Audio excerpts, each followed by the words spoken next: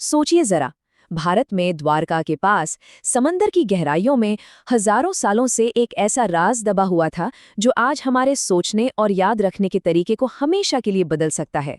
हाल ही में पुरातत्वविदों को एक पुराना पत्थर मिला है, एक शिलापट जिस पर कुछ ऐसी ध्वनियां लिखी हैं जो शायद इंसानी दिमाग को रीप्रोग्राम कर सकती हैं। तो सवाल यही उठता है कि क्या सच में कोई 5000 साल पुराना राज हमारे दिमाग की वायरिंग को बदलकर हमें एक परफेक्ट मेमोरी दे सकता है? उस पत्थर पर तो यही दावा किया गया है, एक ऐसी विधि का जिससे अक्षय स्मृति यानी कभी न मिटने वाली याददाश्त हासिल की जा सकती है। प्राचीन श्रुति संहिता में इसे अक्षय स्मृति ही कहा गया है, मतलब वो याददाश्त जो कभी धुंधली नहीं पड़ती। आगे बढ़ने से पहले एक बात साफ कर दें कि ये सारी जानकारी सिर्फ शैक्षिक मकसद के लिए है और इसे किसी भी तरह की मेडिकल सलाह ना समझा जाए। तो चलिए अब इस राज की परतों को खोलते हैं। ठीक है, तो सबसे पहले यह समझना होगा कि आखिर हम भूलते ही क्यों हैं। ये एक ऐसी प्रॉब्लम है जिससे हम सब कभी ना कभी तो जरूर परेशान होते हैं, है ना? आज की साइकोलॉजी कहती है कि हमारे दिमाग का एक हिस्सा हिपोकैम्पस गैर जरूरी जानकारी को डिलीट कर देता है, लेकिन हजारों साल पुराने वेद कुछ और ही कहते हैं। उनके मुताबिक भूलना याददाश्त का खत्म होना नहीं, बल्कि चेतना यानी हमारी कॉन्शियसनेस में एक रुकावट आना है। प्रॉब्लम स्टोरेज की नहीं, बल्कि उस जानकारी तक वापस पहुंचने की है, और इसकी जड़ है दूषित श्रवण। आसान भाषा में कहें तो हम अक्सर किसी की बात सिर्फ इसलिए सुनते हैं ताकि हम जवाब दे सकें, इसलिए नहीं कि हम उसे सच में समझें। तो फिर इस रुकावट का हल क्या है? वो पुराना शिलापट हमें ध्वनि के विज्ञान यानी साउंड ऑफ साइंस की तरफ ले जाता है। ये पूरी की पूरी टेक्निक वाइब्रेशन की शक्ति पर ही टिकी है। वेदों में एक कॉन्सेप्ट है नाद ब्रह्म, जिसका मतलब है कि ये पूरा ब्रह्मांड, हर एक चीज सिर्फ एक वाइब्रेशन ही है। और मजे की बात यह है कि आज मॉडर्न साइंस भी साइमैटिक्स के जरिए ये साबित कर चुकी है। साइमैटिक्स वो स्टडी है जो बताती है कि ध्वनि यानी साउंड कैसे चीजों को आकार देती है। जरा सोचिए, अगर ध्वनि रेत के कणों को एक सुंदर पैटर्न में बदल सकती है, तो क्या वो हमारे दिमाग के सेल्स को रीशेप नहीं कर सकती? तो यहाँ पर सबसे जरूरी बात यह है कि जब कोई शब्द सही फ्रीक्वेंसी के साथ बोला या सुना जाता है, तो वो सिर्फ एक शब्द नहीं रहता, वो एक बायो इलेक्ट्रिक करंट बन जाता है। पुराने ज्ञानी इसे मंत्रवीर्य कहते थे, यानी ध्वनि की असली शक्ति। ये एनर्जी सीधे हमारे दिमाग की न्यूरोप्लास्टिसिटी को एक्टिवेट कर देती है, मतलब ये दिमाग में सचमुच नए कनेक्शन, नए रास्ते बनाना शुरू कर देती है। जब जानकारी इस तरह एनर्जी के रूप में अंदर जाती है, तो वो हमेशा के लिए याद रहती है, सिर्फ एक शोर बनकर नहीं रह जाती। तो अब असली सवाल ये है कि हम उस खोई हुई ताकत को वापस कैसे लाएं। चलिए अब उस शिलापट पर लिखी विधि के प्रैक्टिकल स्टेप्स को एक एक करके देखते हैं। इस पूरी टेक्निक के 4 मेन पिलर्स हैं।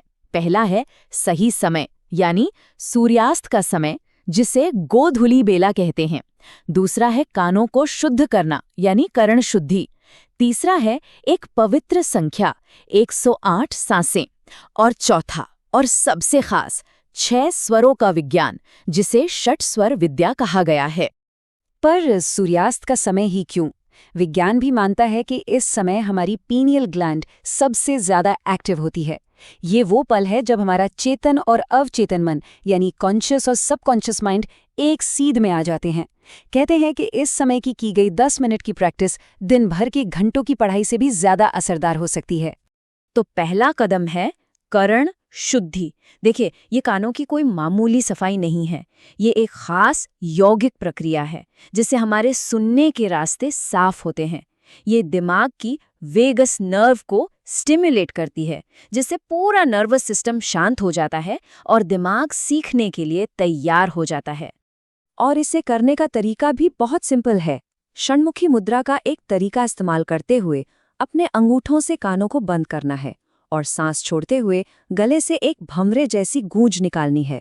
याद रखिए, ये कोई गाना नहीं है, ये पूरी तरह से एक अंदरूनी वाइब्रेशन पैदा करने के बारे में है। साइंस में इसे बोन कंडक्शन कहते हैं। ये वाइब्रेशन सीधे आपकी पिट्यूटरी और पीनियल ग्लैंड्स को जगाती है। अब बात करते हैं उस रहस्यमयी नंबर की, 108। आखिर 108 सांसें ही क्यों लेनी है? देखिए, ये कोई अंधविश्वास नहीं है, इसके पीछे एक तरह का कॉस्मिक कनेक्शन है। खगोल विज्ञान के हिसाब से धरती और सूरज के बीच की दूरी सूरज के डायमीटर का 108 गुना है। आयुर्वेद कहता है कि हमारे शरीर में 108 एनर्जी पॉइंट्स यानी मर्म बिंदु होते हैं जो दिल से जुड़े हैं। और साइकोलॉजी के हिसाब से किसी भी आदत या दिमाग के नए रास्ते को बनाने और पक्का करने के लिए 108 बार दोहराना जरूरी माना जाता है। ये तरीका हमारे शरीर को ब्रह्मांड की लय के साथ सिंक कर देता है। तो एक बार जब कान और दिमाग तैयार हो गए, तब बारी आती है उन 6 खास स्वरों की। इसे ही षड स्वर विद्या कहा गया है। इसमें 6 खास संस्कृत के स्वरों का इस्तेमाल करके दिमाग के अलग अलग हिस्सों को एक्टिवेट किया जाता है। जैसे एक बेसिक स्वर है अ। जब आप इसका उच्चारण करते हैं, जैसा कि टेबल में भी दिया है, तो इसकी वाइब्रेशन शरीर के निचले हिस्से में महसूस होनी चाहिए। वैसे ही दूसरे स्वरों की वाइब्रेशन दिल के पास और कुछ की गले और दिमाग के बीच में महसूस होती है। ये बिल्कुल वैसा ही है जैसे हम किसी सितार के तारों को सही सुर में मिलाते हैं। ये प्रैक्टिस दिमाग के उन सोए हुए हिस्सों को जगाती है जो याददाश्त को संभालते हैं। लेकिन इस पूरी प्रक्रिया की जो असली चाबी है, उसे न्यास कहते हैं। इसका मतलब होता है स्थापित करना। ये बस आवाज निकालने और उस आवाज की एनर्जी को सोच समझकर शरीर के किसी खास हिस्से पर फोकस करने के बीच का फर्क है। आज की साइकोलॉजी में इसे सोमैटिक अवेयरनेस कहते हैं। इससे इन स्वरों का असर कई गुना बढ़ जाता है। पर रुकिए, कहानी अभी खत्म नहीं हुई है। इस कमाल की शक्ति को पाने की विधि के साथ साथ उस शिलापट पर एक चेतावनी भी लिखी थी, एक छिपे हुए खतरे और उससे बचने के उपाय के बारे में। वो पत्थर एक 7वें गुप्त नाद यानी आवाज की चेतावनी देता है। पर यह है क्या? इसे सब कुछ भुला देने और सब कुछ जान लेने दोनों की चाबी माना गया है। वो 7वां स्वर असल में कोई आवाज नहीं, बल्कि खामोशी है। इसे अनाहत नाद या शून्य कहते हैं। ये वो आवाज है जो हमारे 2 विचारों के बीच की खाली जगह में गूंजती है। ये एक ऐसी हाइपरसाउंड फ्रीक्वेंसी है जिससे कान तो नहीं सुन सकते, लेकिन दिमाग महसूस कर सकता है। और खतरा यह है कि बिना तैयारी के इसे सुनने की कोशिश करना नंगी आंखों से सीधे सूरज को देखने जैसा है। सही प्रोटेक्शन के बिना यह हमारे नर्वस सिस्टम को हिला सकता है। तो फिर इसका सेफ्टी गार्ड क्या है?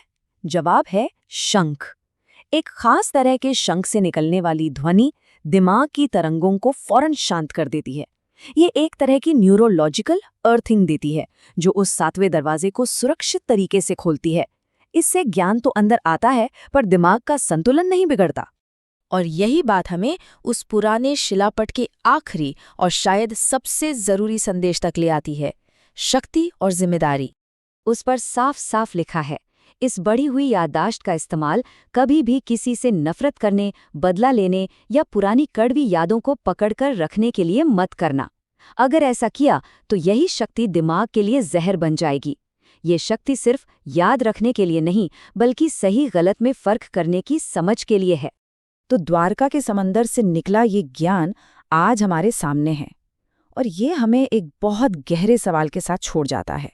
क्या असली ज्ञान शोर शराबे में नहीं, बल्कि उस खामोशी में छिपा है जो शोर के पार मौजूद